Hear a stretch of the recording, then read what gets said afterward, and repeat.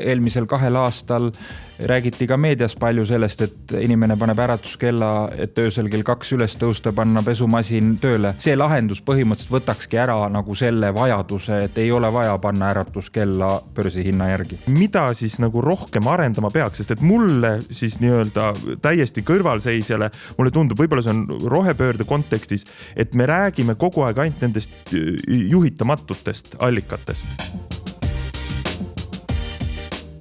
Tere kõigile kuulajatele, vaatajatele ka, sest siin on kaamerad. Aga alustame siis Alexela uue taskuhäälinguga. Loodame, et on sari, et ei lõppe peale esimest osa. Ja selle nimi on Energiakool. Ehk et proovime vaadata energiaturule hästi lihtsalt, et igaüks saaks aru ja võib-olla siis ongi õige hetk siin tutvustada mind, sest et ma olen Hendrik Kalmet ja kui Alexela mulle selle pakkumise tegi, siis see oli looritatud sellise komplimendiga, nad ütlesid, et sa oled selles teemas piisavalt loll, et esitada rumalaid küsimusi. Ehk et ma proovin siis olla nii-öelda väljakutse vääriline. Aga õnneks lollidele küsimustele ma loodan, et on targad vastused ja sellepärast ongi siin Martti Hääl, tere! Tervist! Hakkamegi siis, kuna sarja nimi on Energiakool, ja koolis ka kõigepealt, enne kui saab üldse lauseid kokku panna, tuleb rääkida tähestikust. Et millest see energiaturg üldse koosneb meil praegu siin Eestis, kui hästi lihtsalt hakata vaikselt minema? Võib-olla, et päris algusest siis muidu võiks öelda, et turg on ju hästi lihtne, et on tootja, siis on traadid või võrgud, mis veavad elektronit kohale, ja siis on teises otsas tarbija, kes need ära tarbib ja see ongi nagu kogu energiaturg, kui me elektrist räägime. Vedelatel, kütustel või molekulidel on veidi keerulisem, seal on igasugused terminalid ja laevad ja nii edasi, aga põhimõte on ju see sama, et kuskil toodetakse, siis on transport ja logistika ja teises otsas on tarbimine. Aga nüüd elektrile keskendudes, siis ma arvan, see, mis on oluliselt seda pilti muutnud või miks see lihtsustus, mille ma just tegin, ei kehti, on see, et tegelikkuses on neid tootjaid hästi palju. Et kui võib-olla 30 aastat tagasi Eestis oli tinglikult öeldes üks tootja, selle tootja juurest läks hästi jäme kaabel, mis läks siis kogu aeg peenemaks ja laiali, eks ole, ja teises otsas oli, ütleme suurusjärgus 700 000 mõõtepunkti või tarbijat, eks ju, siis täna on selle ühe tootja asemel üle 22 000 tootja. Ja need 22 000 tootjat asuvad üle Eesti laiali. Ja mis teeb asja veel keerulisemaks on see, et nende 22 000 tootja hulgas on absoluutne enamus neid, kes ise täpselt ei tea, millal nad toodavad. Ehk teiste sõnadega, kas siis tuulikud või päiksepaneelid, mis on ilmastikust sõltuvad või nimetatakse ka kui juhitamatud tootmisvõimsused. Ja need annavad siis särtsu, kui ilmataat seda võimaldab. Ja elektrisüsteemi nagu teine hästi suur omapära jällegi, kui võib-olla võrrelda näiteks vedelkütustega või gaasiliste kütustega on see, et kui parasjagu mingil hetkel vedelkütust vaja ei ole, siis ala tankla siis mahutis või autopaagis või kuskil see energia lihtsalt püsib seal nii-öelda paagis ja kasutatakse siis seda, kui jälle vaja on. Elektriga on see häda, et teda sellesse juhtmesse väga nii-öelda hoiustada või tallele panna ei saa, mistõttu see süsteem peab olema kogu aeg tasakaalus. Igal hetkel peab ühest otsast nii palju sisse minema elektrone, kui teises otsas tarbijad ära tarbivad. Ja see teebki võib-olla selle nagu turu kõige keerulisemaks nii-öelda või selle muutuse, mis energiaturul ülemaailmselt käib ja sealhulgas Eestis, et kui on hästi-hästi palju tootjaid, tarbijaid on endiselt hästi palju, väga suur osa sellest tootmisest on juhitamatu, siis peavad sellel turul või selles süsteemis olema ju siis need, kes nii-öelda agregeerivad on niisugune moodne sõna, aga sisuliselt nagu sobitavad kokku siis tootmist ja tarbimist nii, et see tasakaal seal süsteemis igal hetkel nii-öelda säiliks. Ma võib-olla tuleksin siis siinkohal tagasi, et korra käis juba läbi selline väljend nagu juhitamatu allikas, juhitav allikas, et võib-olla võtame siis selle siin lahti. Et mis on need juhitamatud, mis on need juhitavad allikad? No kõige lihtsam on võib-olla öelda selliselt, et ilmastikust tingim või ilmastikust sõltuv elektri tootmisvõimsus ja kõige levinumad ja teadaolevamad on siis päiksepaneelid ja tuulegeneraatorid, ehk mis siis üks sõltub tuulest ja teine päikesest. Need on need juhitamatud ja see ei tähenda seda, et teda üldse ei saa juhtida, ega teda kinni saab panna ka siis, kui päike paistab või tuul puhub. Aga see probleem süsteemi jaoks või väljakutse õigemini süsteemi jaoks on see, et teda ei saa tööle panna siis, kui on elektrit puudu. Ja juhitavad on siis põhimõtteliselt kõik need elektrijaamad, kus on operaatoril võimalik, nagu öeldakse, käima panna, üles koormata, ehk siis tootmist suurendada, alla koormata, tootmist vähendada või päris seisma panna ja võib-olla eestlaste jaoks nii-öelda ajalooliselt on olnud väga vingelähedane põlevkivi põletamine, eks ole, ju siis põlevkivi katel on üks juhitava tootmisvõimsuse näide, aga neid tehnoloogiaid on hästi-hästi palju. Kõik need kaugkütte koostootmisjaamad, mis Eestis on, mis valdavalt biomassi peal, eks ole, ju töötavad, annavad nii sooja kui elektrit, need on juhitavad. Ja lisaks on seal veel selliseid nii-öelda väga kiiresti juhitavaid seadmeid, mis on üldjuhul gaasielektrijaamad tänase nii-öelda tehnoloogiaga, sest neid on võimalik väga kiiresti tööle panna ja väga kiiresti seisma panna, et niisugune lihtne võrdlus on see, et võib-olla sellist vana kivisöe või põlevkivijaama pead mitu päeva soojaks kütma, enne kui ta oma võimsuse kätte saab. Tänapäevane moodne gaasielektrijaam seisvast asendist täie võimsuseni läheb 90 sekundit.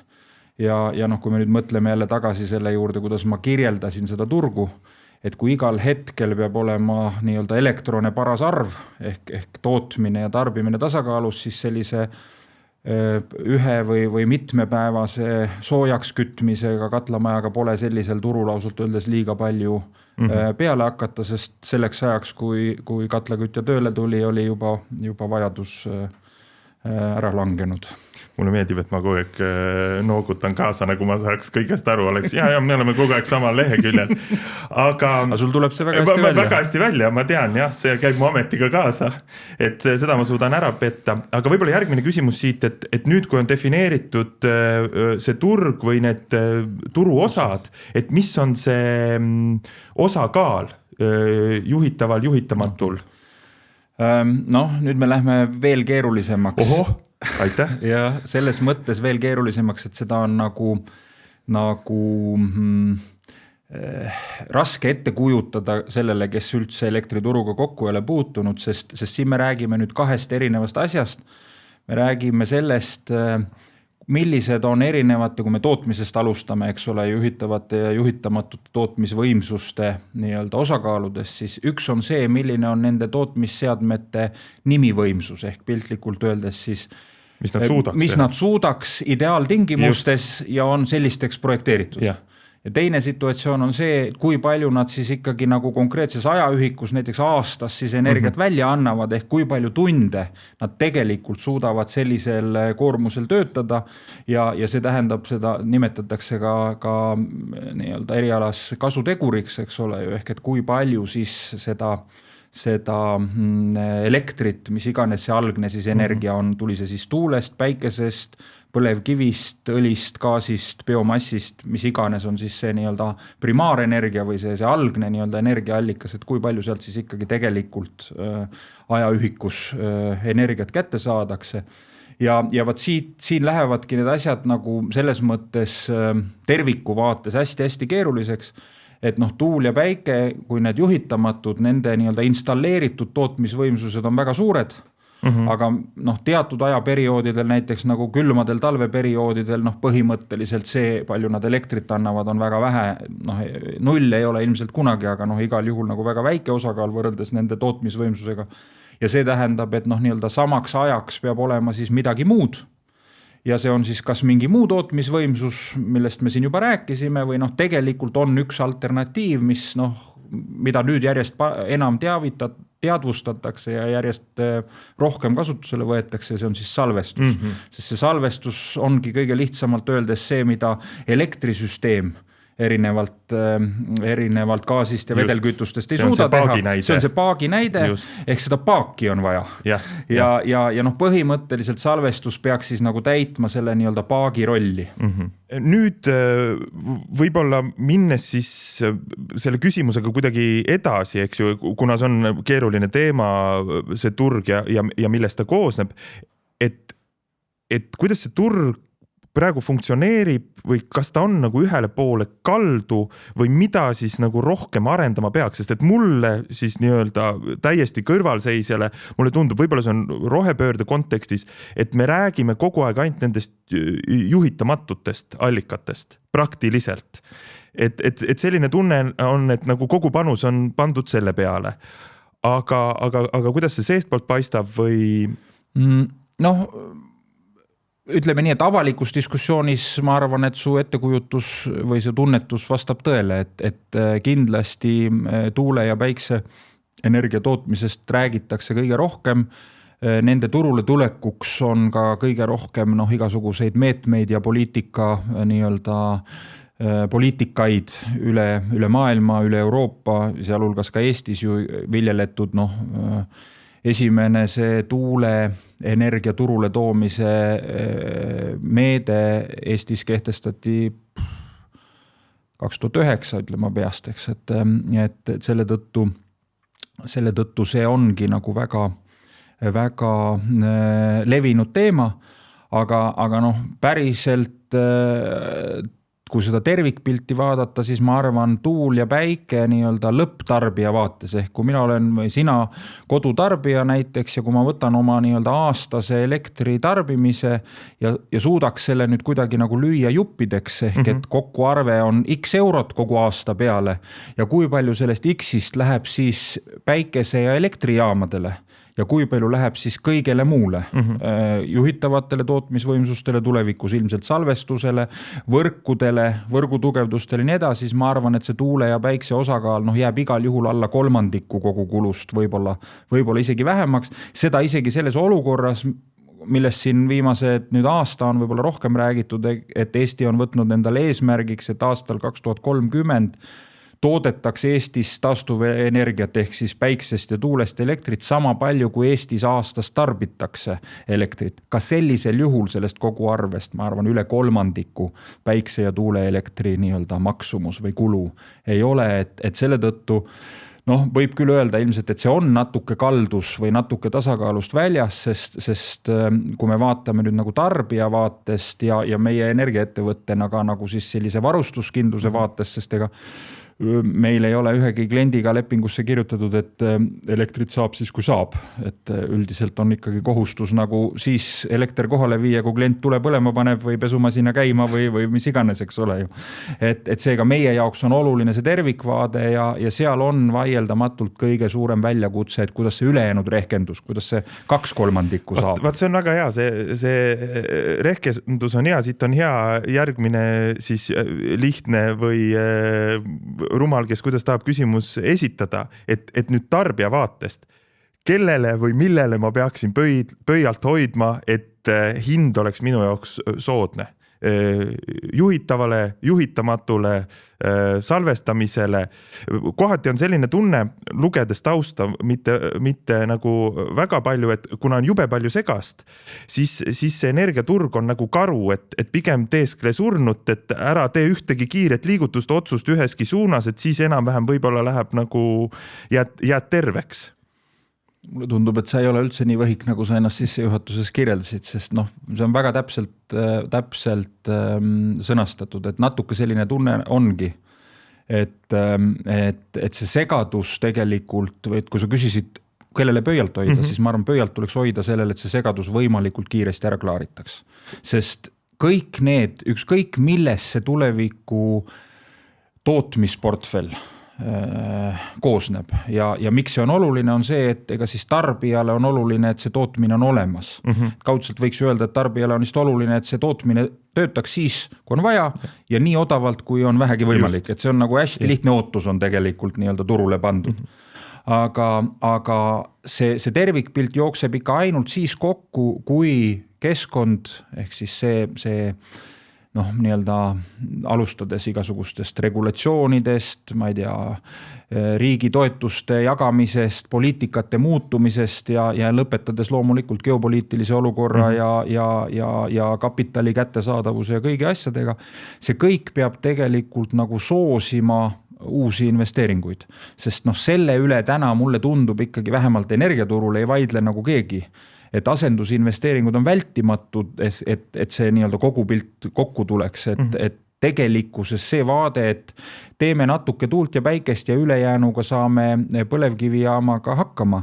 No see tegelikult, ma julgen öelda, vähemalt kõigi nende tööstustarbijate, äritarbijate, kõik need, kes Eesti majanduses nii-öelda olulist lisandväärtust loovad, nende vaatest see ei ole teema. Ja poliitilises retoorikas aeg-ajalt seda kõlab, aga see ei ole kindlasti nende vaade, kes päriselt selle elektri Eestis tarbivad ja sellest lisaväärtust loovad mingi majanduses, eks ole ju, sest nende võimekus seda edukalt seda oma äri teha või midagi toota või midagi eksportida, eks ole ju, sest vahest mulle tundub, et selline nii-öelda, kui me täna räägime energiakoolist, ta võib-olla oleks pidanud mingisugusest ühiskonnaõpetusest üldse alustama, sest kui teinekord kuuled, kuidas räägitakse sellest, et majandust on vaja ainult selle jaoks, et mõned üksikud kapitalistid rikkaks saaks, eks ole, ju siis mulle tundub, et kuskil haridusteel või lastetoast alates on midagi nagu puudu jäänud, sest minu arvates majandust ikka vaja selleks, et oleks mida ühiskonna toimimiseks ümber jagada, eks ole ju, et selle tõttu, kui nagu rääkida selles sektoris, siis ei ole kahtlust, et asendusinvesteeringud on vajalikud. Ma segan vahendule, asendusinvesteeringud, see tähendab... Väga õige.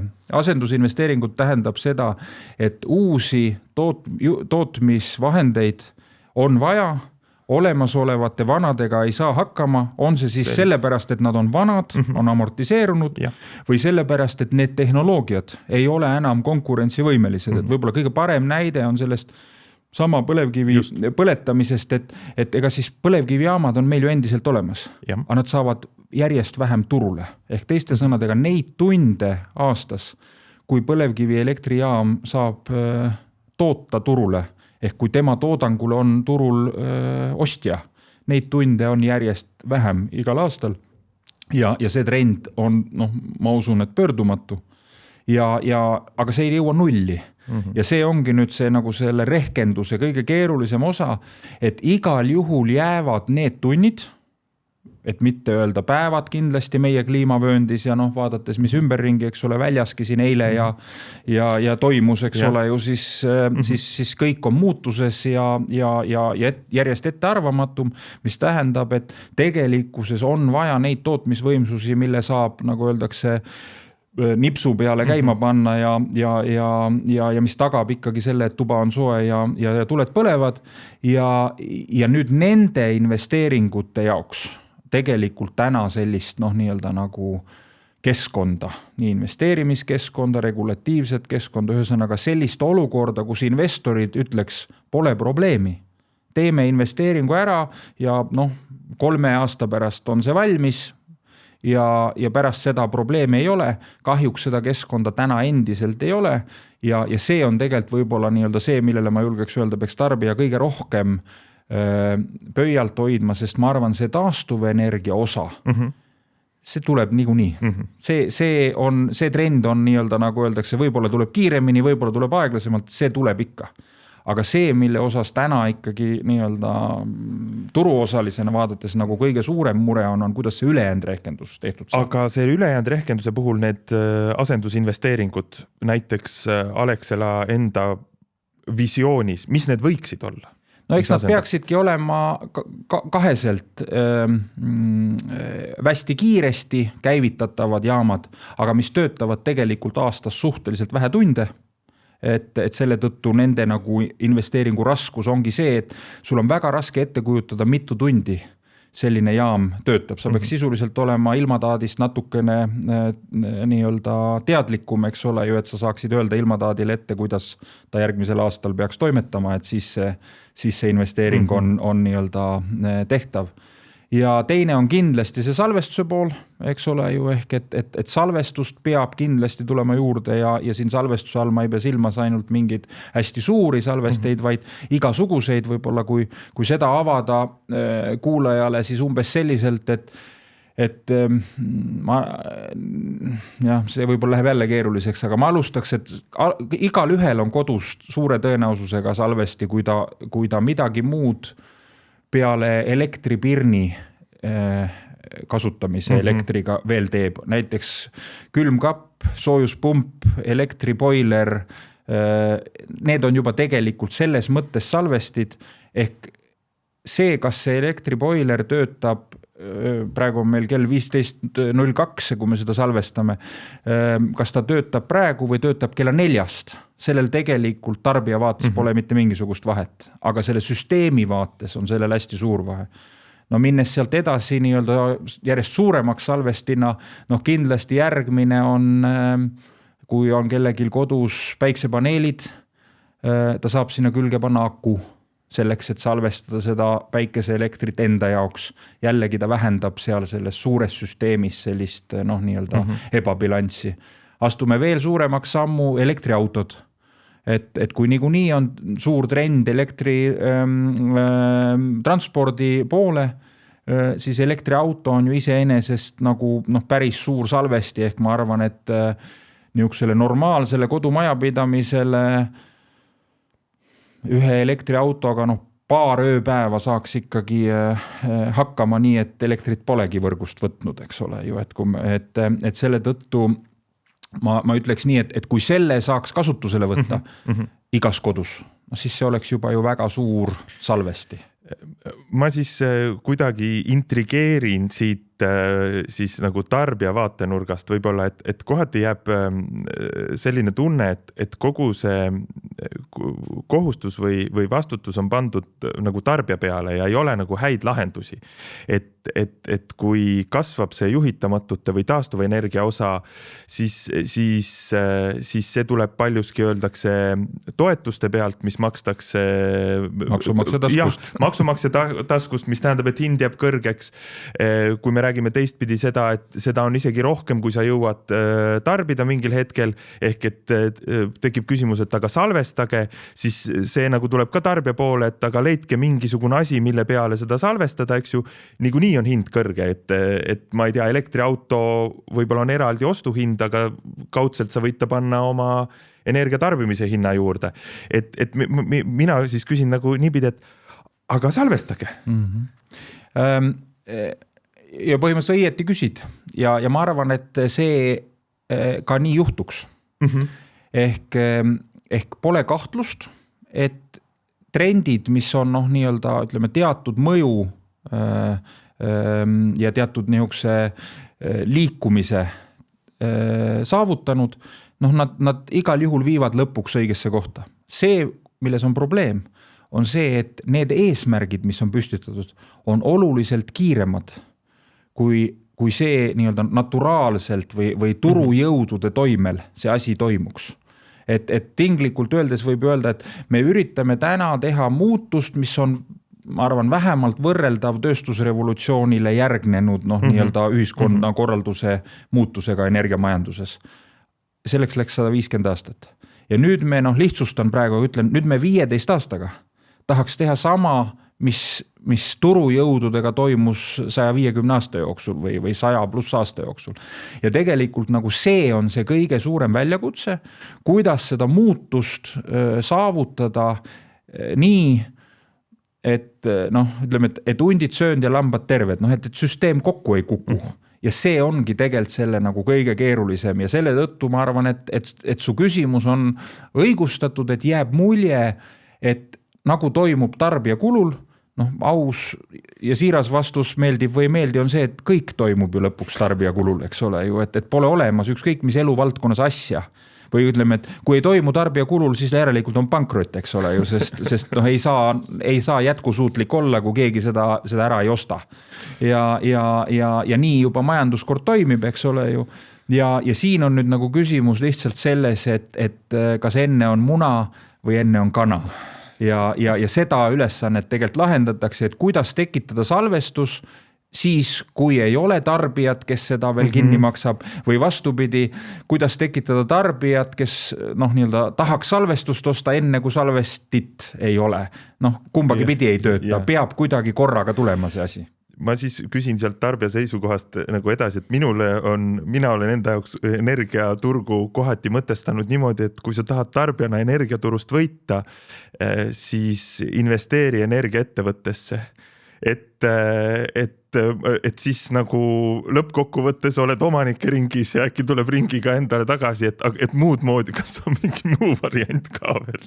Ma ei oska seda teist varianti hästi nii-öelda öelda, selles mõttes see on kõige kindlam variant, mis sa ütlesid, ja see on ka loogiline ja jällegi see ju kehtib nagu looduses, see on loodusseadus või niisugused klassikalised ütlused, et maja võidab alati või läheb pankrotti. Teist varianti ei ole olema või kolmandat. Aga olgu, tulles siit võib-olla, eks ju, mingisuguse aste madalamale, et hakkame, korra käis nagu läbi, et ütleme, et kui ma olen tarbija praegu selles olukorras, kus see revolutsioon on käimas, mis on need pisikesed sammud, mis ma saaksin teha või peaksin tegema, eks ju, ma ei tea, elektriautost natuke väiksemad või suuremad. Ma arvan, et esimene asi, mis väga selgelt igaüks saab enda jaoks ära defineerida, on see, et milline on see tema hetke elukorraldus, kui palju ta üldse suudab seda mõjutada. Ehk et hakkan nagu sellisest otsast peale, kus polegi nagu väga liiga palju teha.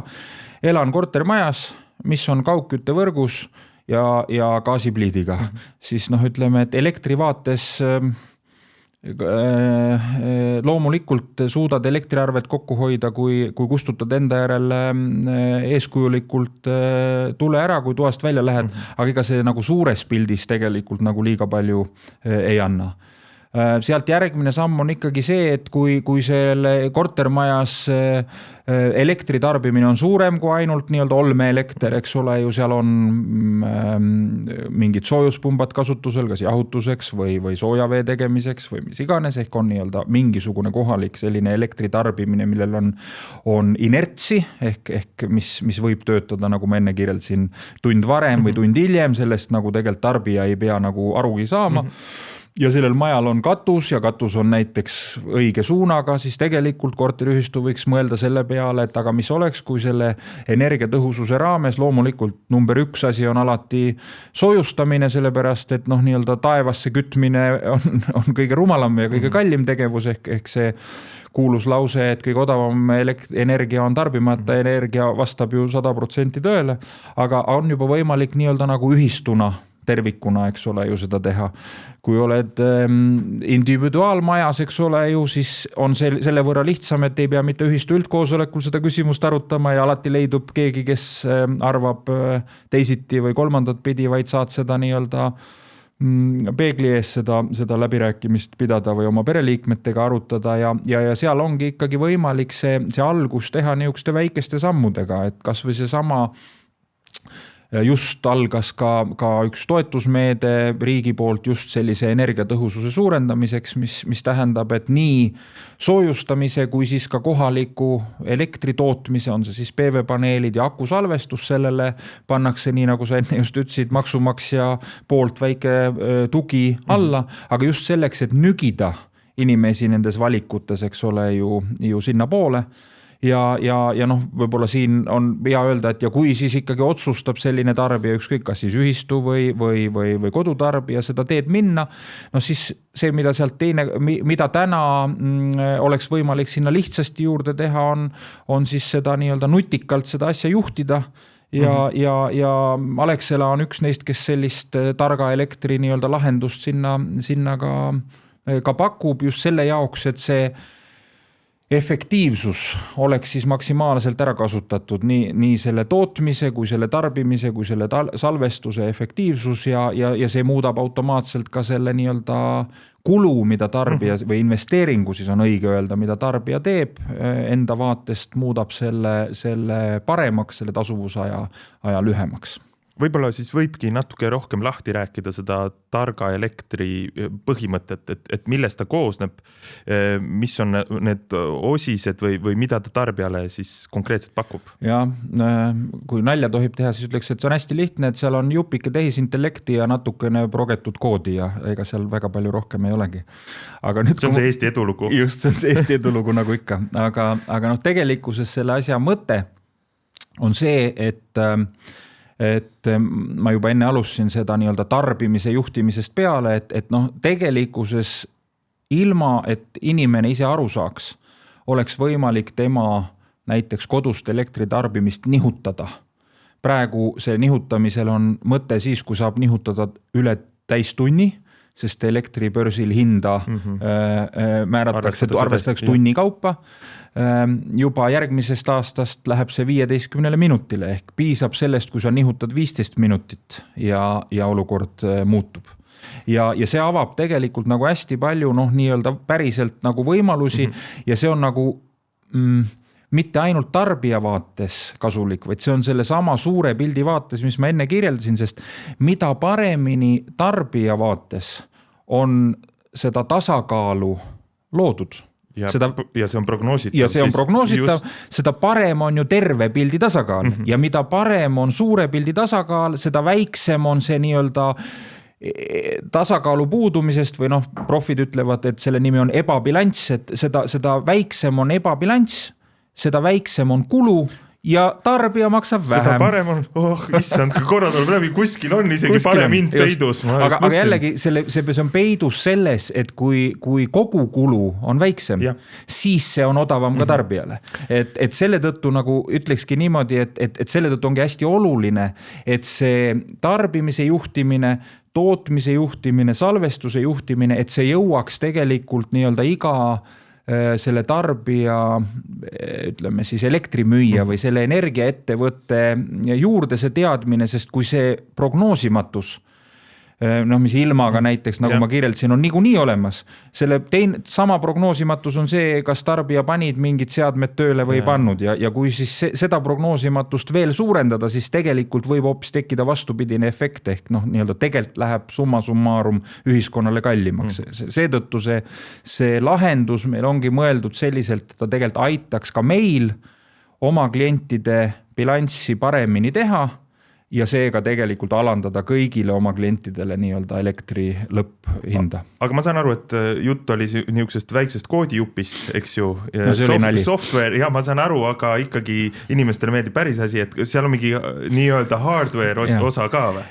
Mida pakutakse, et kuskil ma saan mingisuguse salvesti, keegi toob mulle mingi jupi, kuhu peale energia hakkab salvestuma. Ütleme nii, et me püüame seda arendada nii, et neid juppe oleks võimalikult vähe, sest nagu ikka, iga jupp jälle maksab midagi ja iga jupp võib katki minna ja iga jupp vajab mingisugust hooldust, ehk me oleme arendanud seda sellest kontseptsioonist lähtuvalt, et nii-öelda inimene, kellel on nagu sobiv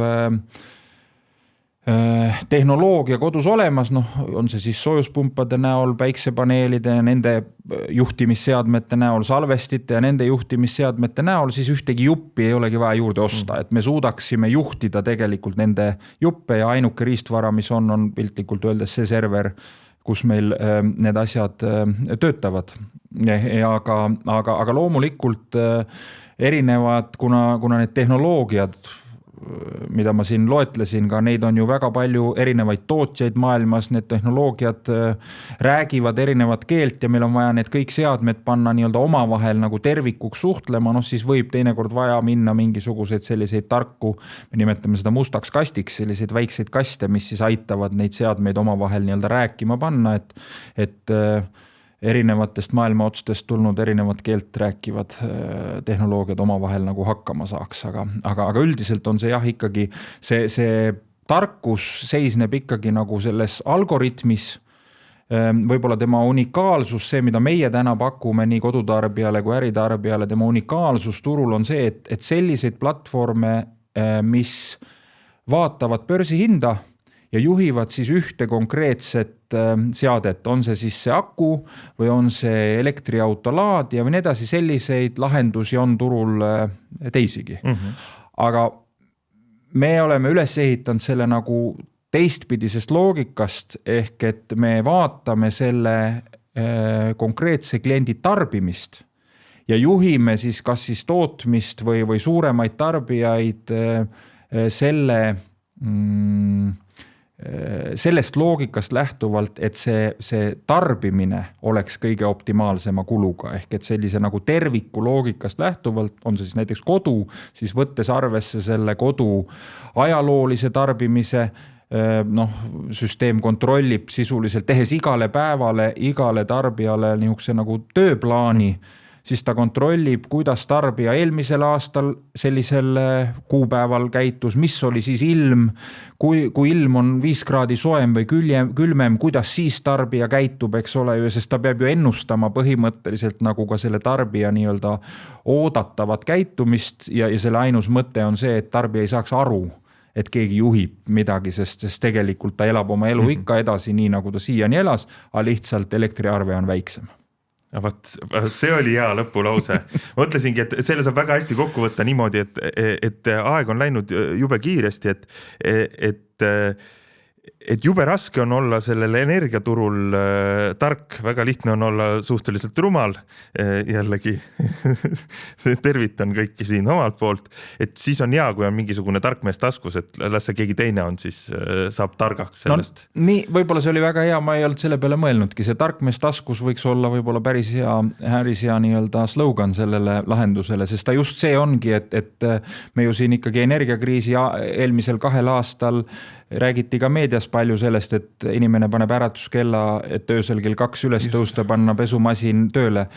See tegelikult on minu arust rumalus, mitte tarkus. Et see on niisugune näilik tarkus, tegelikult elukvaliteedi mõttes see ju nagu eriti suur tarkus ei ole, siis see lahendus põhimõtteliselt võtakski ära nagu selle vajaduse, et ei ole vaja panna äratuskella börsihinna järgi.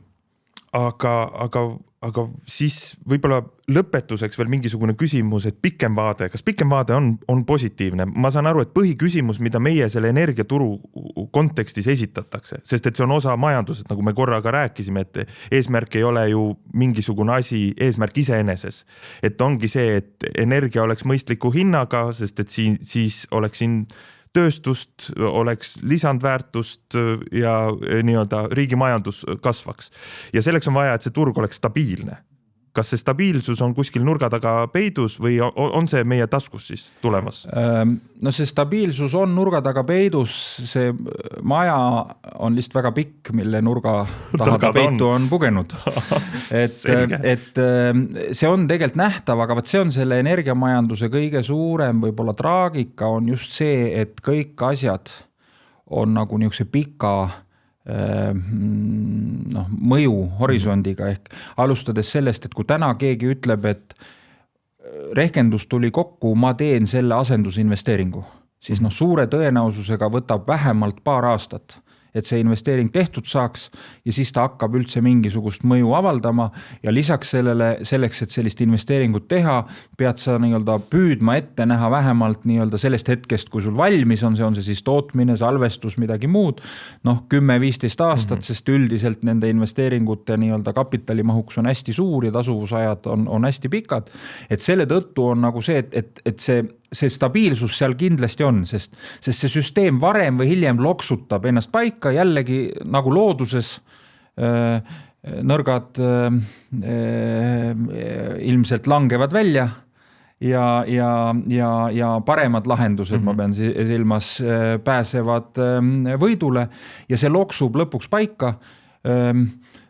See, mis on nagu, et selle tõttu ma olen igal juhul optimist.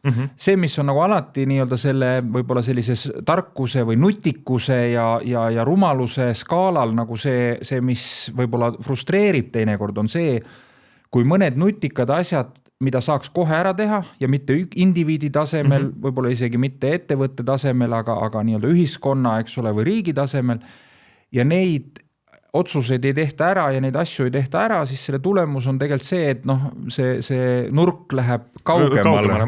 Ehitatakse maja veel pikemaks kogu aeg, eks ole ju. Et see on nagu küsimus pigem, eks, et kuidas nagu madalal asuvad viljad ikka kõik õigel ajal ära korjata, enne kui need mädanenuna maha kukuvad, eks ole, et see on nagu tegelikult selle asja madalal asuvate viljade kohta ma ütleks, et kui meil on siin energiakool, et siis et kevadlikult lõpetada, et kui tervet rehkendust ei suuda teha või ei saanud aru ka sellest meie jutust siin, et kui ühe märksõna peaksid kaasa võtma, kas siis see on see salvestamine ka tarbija seisukohast? Ja ma laiendaks selle, et see on nii-öelda paindlikkus on selle, ma arvan, kõige täpsem sõna, ehk teiste sõnadega ainus, millega tarbija saab väga muutuvate hindade vastu, ehk hinnad, mis on kohati hästi kõrged ja kohati hästi madalad, ainus, millega ta selle vastu saab, on paindlikkus. Paindlikkus tarbida siis, kui hinnad on odavamad ja mitte tarbida siis, kui hinnad on kallid. Et tekitada endale paak. Just. Aitäh! Aitäh!